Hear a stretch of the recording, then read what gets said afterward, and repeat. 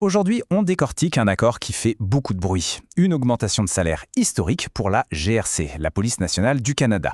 Et le mot historique n'est pas utilisé à la légère. On va voir ensemble ce que ça signifie vraiment. Alors, au cœur de toute cette histoire, il y a un chiffre. Un seul. 23,7%. C'est énorme. C'est l'augmentation de salaire totale, cumulative, que les membres de la GRC ont réussi à obtenir, mais attention, ça ne s'est pas fait du jour au lendemain.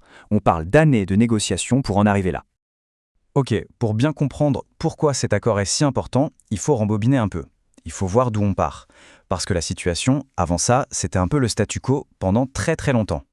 Le problème, c'est que pendant que les autres corps de police voyaient leur salaire augmenter, ceux de la GRC, eux, stagnaient. Et cet écart, il a commencé à se creuser, à devenir un vrai gouffre. Forcément, ça a eu des conséquences. Imaginez, le moral des troupes en prend un coup, et puis surtout, comment retenir ces meilleurs éléments, les plus expérimentés, quand ils peuvent gagner beaucoup plus ailleurs.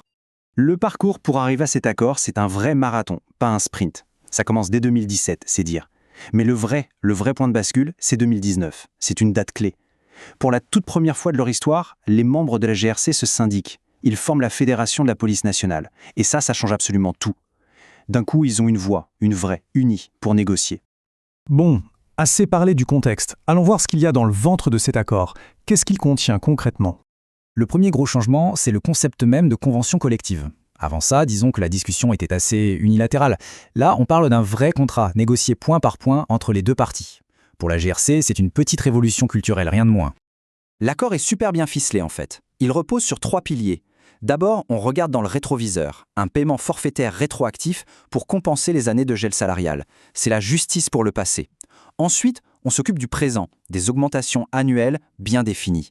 Et enfin, et c'est peut-être le plus important, on regarde vers l'avenir, un mécanisme pour que les salaires s'ajustent au marché, pour ne plus jamais se retrouver dans la même situation. Mais attention, ce serait une erreur de penser que tout ça, c'est juste une histoire de gros chèques. Non. L'accord va beaucoup plus loin. Il s'attaque à des problèmes de fond qui touchent au bien-être des agents et à la modernisation globale de la GRC. Comme le dit la Fédération de la police nationale, l'un des buts, c'est de rendre la GRC attractive à nouveau. On parle de 2 défis majeurs, attirer du sang neuf, de nouvelles recrues, et surtout garder les agents d'expérience qui sont la colonne vertébrale de l'organisation. L'idée, c'est de dire, une carrière à la GRC, c'est un bon choix, c'est un choix d'avenir. Donc on a vraiment une approche sur 2 fronts. D'un côté, le coup de pouce financier, bien sûr, c'est le rattrapage, la mise à niveau. C'était indispensable.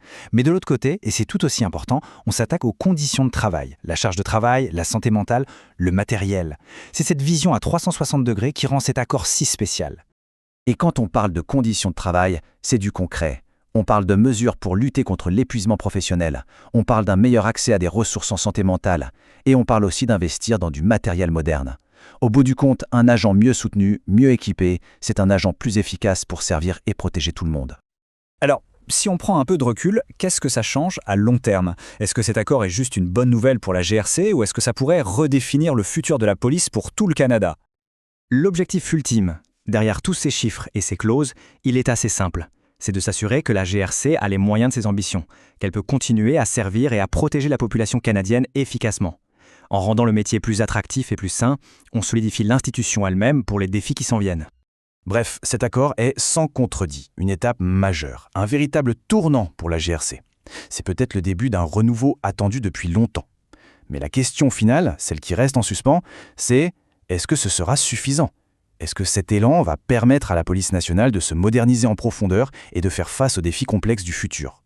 La question mérite d'être posée.